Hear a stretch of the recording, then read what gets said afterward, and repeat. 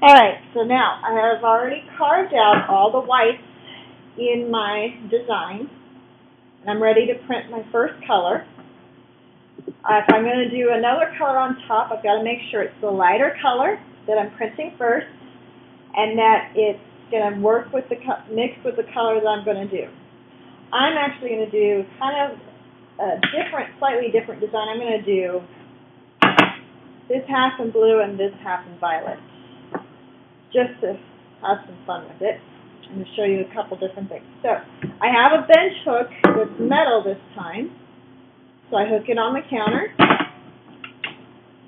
or on the table, wherever I'm working. I'm going to take my ink, and first off, if it needs to be mixed, I'm going to mix it with a palette knife. If it looks like it's kind of got water sitting on top, that means it needs to be mixed. So I just kind of mix it a little bit. And then I get a little bit on the back side of my palette knife, because if I got it on the front, it'd be harder to get to go on the bench hook. So I'm going to put this blue over here on this side, and then I'm going to wipe off my palette knife with a paper towel. Get as much extra off of there that I can. And then some of the containers I have in jars, and some of the inks I have in squirt bottles. So if you have a squirt bottle, unscrew the top, like this is stuck, there it goes. Unscrew the top, and whoo, that's definitely not mixed.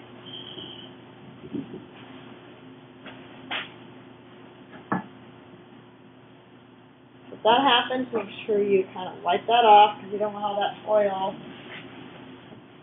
going all over the place.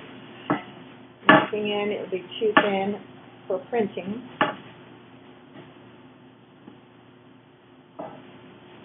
Alright, to avoid that, before you take the cap off, squish it a little bit so that it mixes, but make sure you don't explode the whole container. If it's been opened before, you can easily just kind of shake it. It should be able to be shaken a little and squeezed a little bit. Get that all mixed together.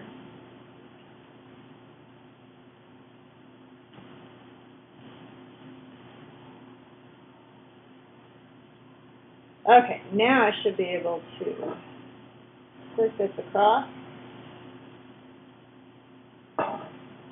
So squeeze just a little layer. I kind of let the one edge touch, and I slant it up just a little bit, and then I run it across so it's not too thick and it's not too thin. You'll get the hang of it as to how much you need after a little while.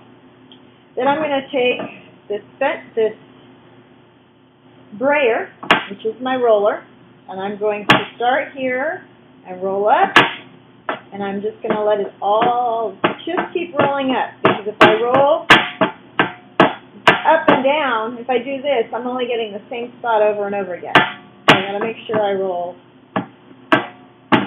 up all the time. And you can see the blue and the violet mixing together in the middle to make a nice blue-violet. Now, you hear that sticky sound. You should hear a sticky sound when I roll. If you don't hear a sticky sound, that means you got too much ink, which, there it is. Okay, I'm going to move this out of the way temporarily. You can see in the camera what I'm doing. Now I'm just going to take, now I'll go this way.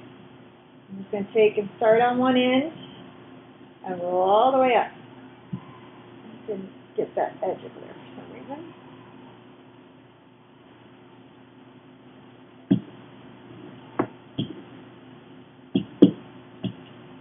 Okay.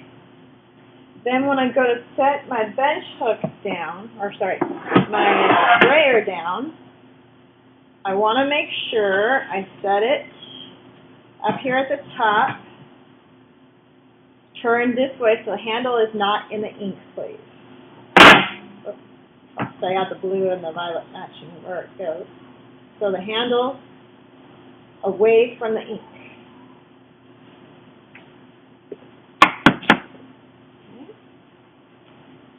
And then make sure that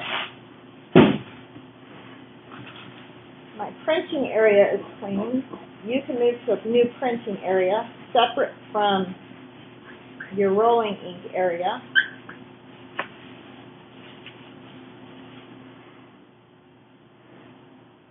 So there's my block with the ink on it.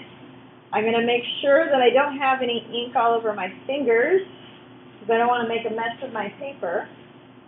I'm going to take my paper, I'm going to lay it down, hopefully close to the middle. Once it's down, I'm not going to pick it back up. I pressed it down a little bit with my hands. Now I'm going to take my press, which is a Baron,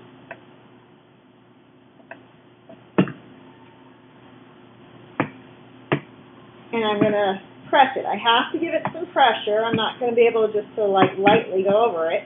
And I go all the way over all my edges, all the way over all the top. And then I peel it up. And there's my first layer. I'm going to label it.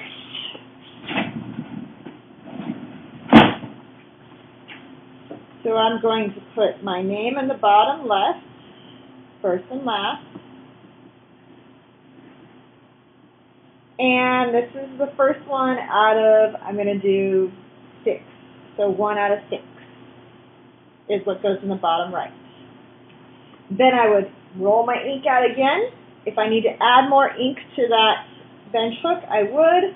I roll it on to the same block if I'm using the same colors. If I'm changing colors, then I need to make sure I go ahead and change. I mean, to wash it all off.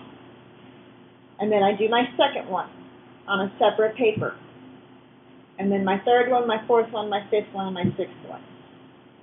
And then we'll go on from there if you have a second color to add to it.